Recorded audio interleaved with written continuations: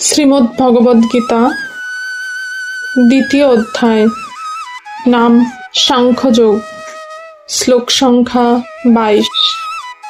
বাসাংসি জীর্ণানি যথা বিহায় নবানি গৃহ্ণাতি নরোপরাণি তথা শরীরাণি বিহায় জীর্ণানি অন্যানি সংয়াতি নবানি দেহি।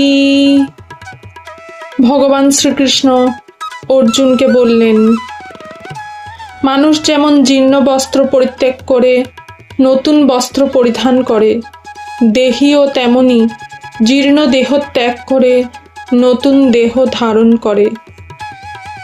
মুন্ডক উপনিষদ ও শ্বেতাশ্বতর উপনিষদের মতো বৈদিক শাস্ত্রসমূহে আত্মা ও পরমাত্মাকে একই গাছে বসে থাকা দুটি বন্ধুসুলভ পাখির সঙ্গে তুলনা করা হয়েছে। তাদের মধ্যে একটি পাখি হলো জীবাত্মা, সেই গাছের ফল খাচ্ছে। অন্য পাখিটি হলেন স্বয়ং ভগবান শ্রীকৃষ্ণ, কেবল বন্ধুকে পর্যবেক্ষণ করে চলেছেন। এই দুটি পাখি যদিও এক, তবুও তাদের একজন জড় জাগতিক গাছের ফলের প্রতি আকৃষ্ট, আর অন্যজন তার বন্ধুর কার্যকলাপ কেবল পর্যবেক্ষণ করে চলেছে। শ্রীকৃষ্ণ সাক্ষীরূপ পাখি, আর অর্জুন ফল আহারে রত পাখি।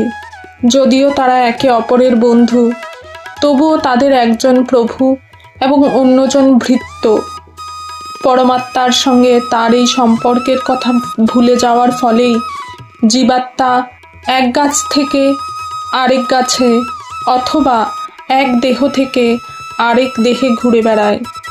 এই জড় দেহরূপ বৃক্ষে জীবাত্মা কঠোর সংগ্রাম করেছে, কিন্তু যে মুহূর্তে সে অন্য পাখিটিকে পরম গুরুরূপে গ্রহণ করতে সম্মত হয়, যেভাবে অর্জুন শ্রীকৃষ্ণের উপদেশ লাভের জন্য স্বতঃস্ফূর্তভাবে তার কাছে আত্মসমর্পণ করতে সম্মত হয়েছিলেন, তৎক্ষণাৎ অধীন পাখিটি সমস্ত শোক থেকে মুক্ত হয়। রাধে রাধে। ওম নমো ভগবতে বাসুদেবায়।